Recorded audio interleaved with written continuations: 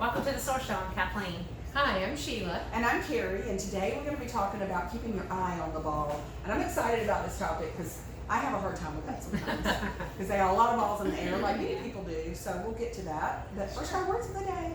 I guess mine is busy. I've had a busy few days, and sometimes it's hard to fit things in with kids. Of course, the kids are on fall break this week, so they keep popping in things they want to do. While I'm like, I got work and responsibilities, and it's all running together right now. But that's my word. I mean, we're getting into that time period of the year where things just add up on our calendar with all the holidays and Yes, stuff. that's right. This is a great word, actually. My word is gasoline.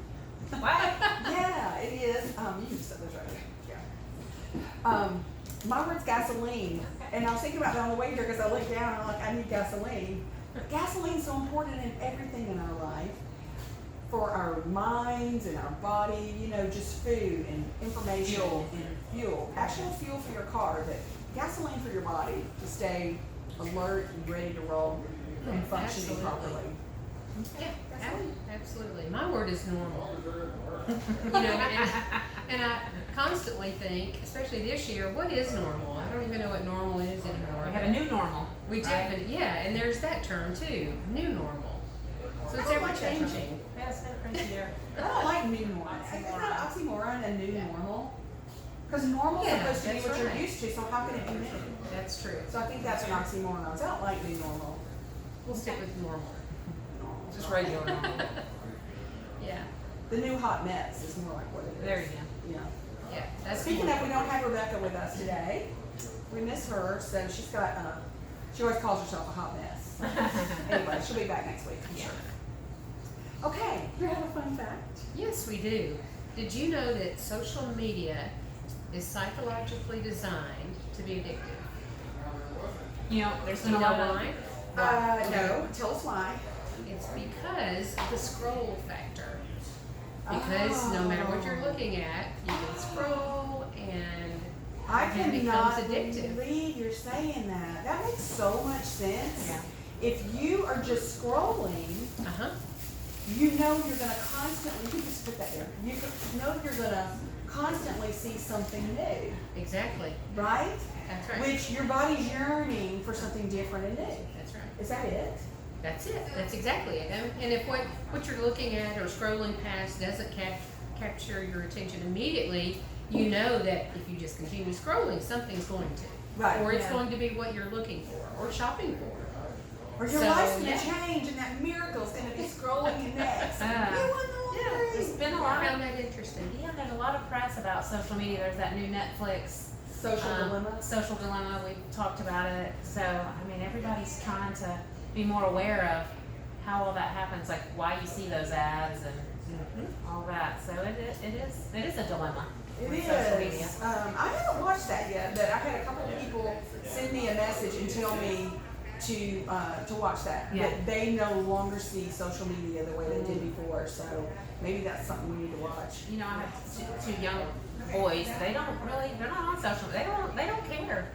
That's good. So Well, that'll be part of what we're going to talk about keeping your eye on the ball is social media. Okay. So, what about current events? Because that's kind of current. We talked about two things that are kind of current anyway. yeah, we try to stay away from politics. But hello, the president has coronavirus.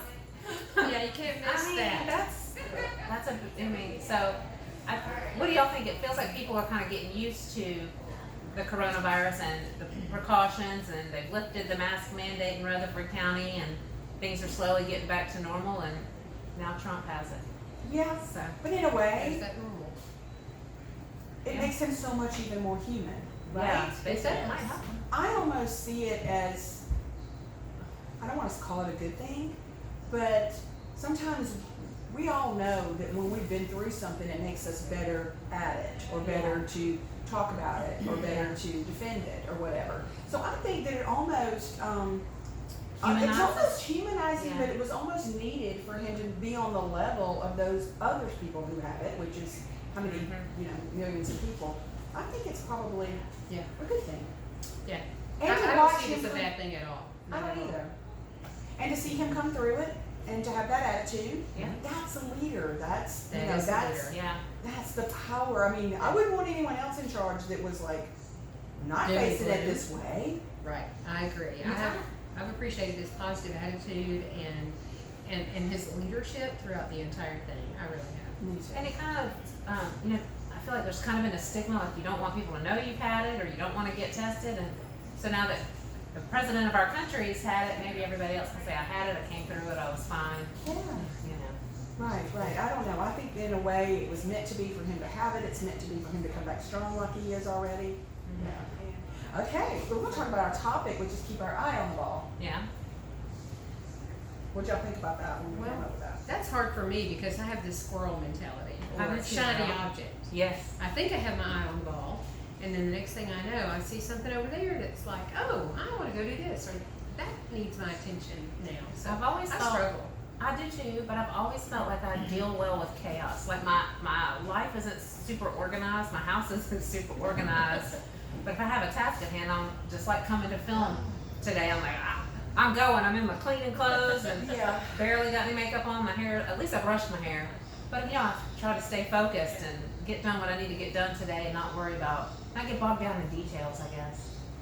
I'm not I think you That's made a good good, point though. Yeah. that seeing shiny objects. So a lot of the time, keeping your eye on the ball is knowing what the ball is, There you go. right? Mm. Identifying the ball of the That's true. moment. Yeah. Because we talk about high value activities, Yeah. sometimes in sales, we can get caught up in the busy work, and that's not really leading to a high value return for us as Yes. self-employed. It was a very small ball. You had a bigger ball you should have been Yes. looking at. And so that's something very interesting when you're talking about social media is, I was reading about this guy that he is a ridiculously focused person, and he was talking about how to be a ridiculously focused person. And the one thing he talked about, and he was a gamer. He was a teenage gamer. He said he'd written books about it.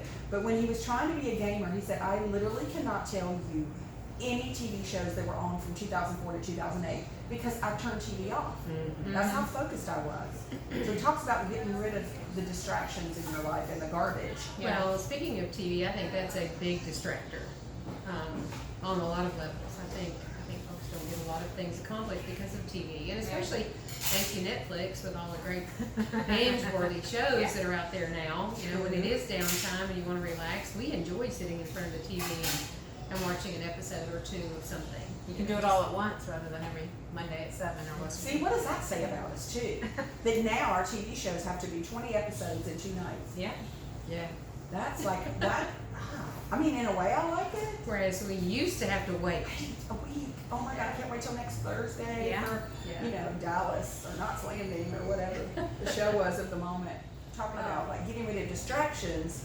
We also talked about writing your goals down, which we've always heard. Yes. And if you will plan the night before, you wake up the next day not confused about what your ball is and what the goal is. I learned something years and years ago from Mary Kay Ash, as a matter of fact, and what she would do every single day is write down the 6 most important things that she had to accomplish the next day.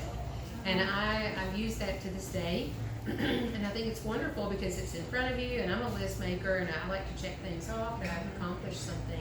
But it goes ahead and presets your mind mentally that those things are going to be done because you've written them down, and, Yes. and I like they to, happen.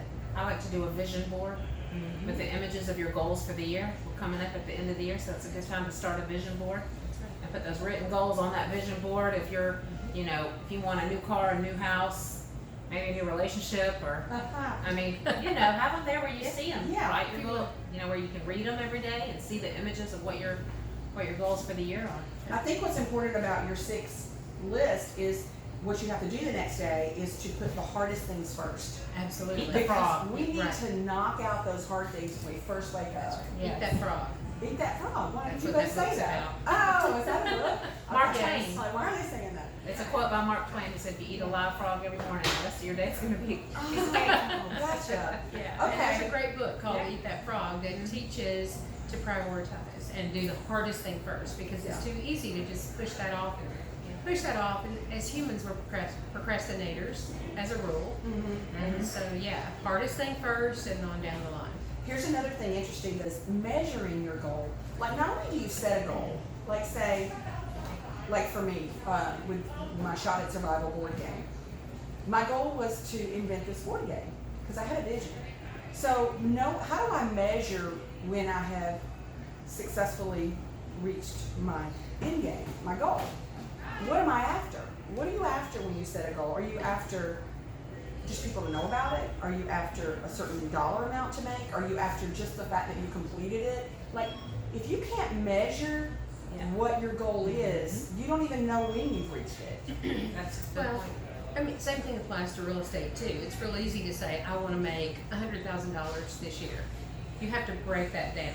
You have to break that down into how many transactions and how many, from there, how many people do you have to talk to, how many appointments do you have to set. So yeah, you have to measure from the other direction as well, Right. you know, Yeah. in order to reach Yeah. those goals.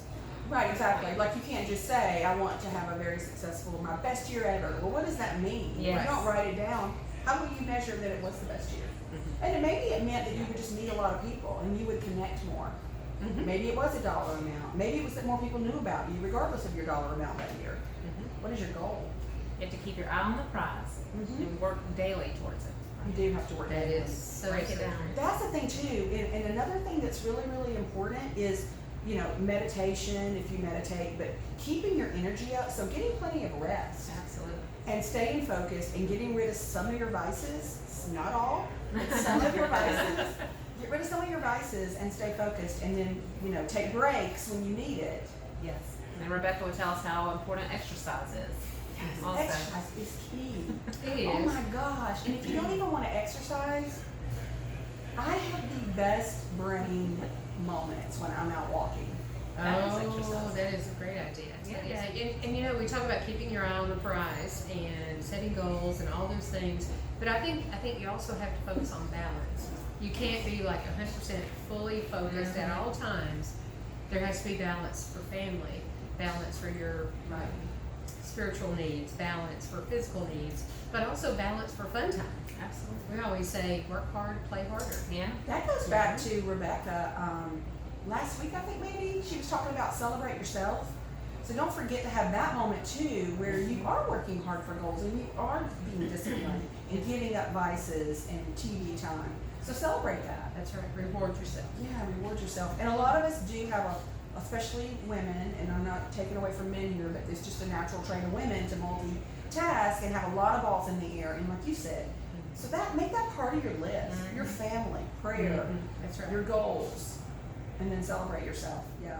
Sure. I have treats for us. You do? I do. Okay, they're not fancy, but I did stop. I stopped at the treats? store. Oh, No, I thought these were oh, cute. oh, how pretty. Oh. How cute. I got Cherish for me, Fake for Sheila, and Family from Carrie. Oh, thank you. So, yeah. I'm gonna put my water in that. So we can, work on our other. You're welcome. I thought those were cute. We can work on Yeah, our they're super cute. hydration. Yeah, they are.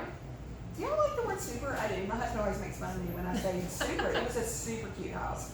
Okay, just they're super cute. And I like that it's like plaid because I just told my husband, we go on a trip every November, and I said, I want to get a couple of plaid shirts. I'm just so into plaid. Yeah.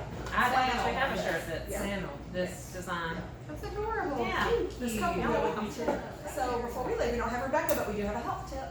Yeah, we just want to talk about sleep and getting the right quantity because sleep affects everything. It affects how you handle work the next day, how you wake up the next morning and deal with your spouse or your significant other or your children. So get to bed early, turn the TV off if you have to. Get to bed early and get as many hours as you can. Really and truly 8 is a minimum. Yeah. Keep your phone out of your room. They said who can do that, but Yeah, I can't do that. Keep your But I phone. do turn it off. There you go. So yeah, turn your phone on silent and turn the lights down. There's a lot of good methods too nowadays to help you sleep. There's all kinds of Melatonin? Yeah, there's apps. There's melatonin. There's phone apps Yeah. for music or for Prayer. certain sounds. Prayer, absolutely. Yeah. There's one So app get that your like sleep. tells you stories till you fall asleep. Yes. Yeah, I think that's cool. I've seen some of those on Shark Tank. Speaking of going to bed, I watch Shark Tank till I fall asleep I love every Shark single night.